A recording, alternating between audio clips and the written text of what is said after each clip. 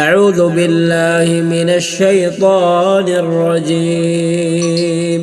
يا أيها الذين آمنوا كتب عليكم الصيام كما كتب على الذين من قبلكم لعلكم تتقون.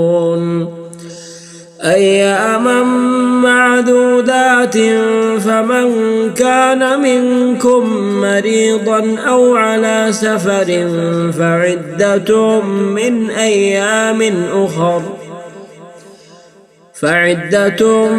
أيام أخر وعلى الذين يطيقونه فدية طعام مسكين فمن تطوع خيرا فهو خير له وأن تصوموا خير لكم إن كنتم تعلمون.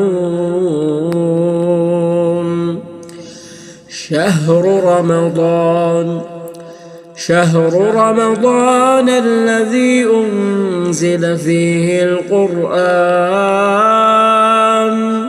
هدى للناس وبينات من الهدى والفرقان فمن شهد منكم الشهر فليصمه ومن كان مريضا أو على سفر فعدة من أيام أخر يريد الله بكم اليسر ولا يريد بكم العسر ولتكملوا العدة ولتكبروا الله على ما هداكم ولعلكم تشكرون.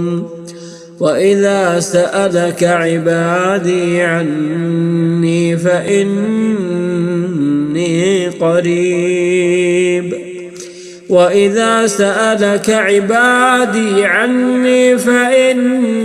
قريب أجيب دعوة الداع إذا دعان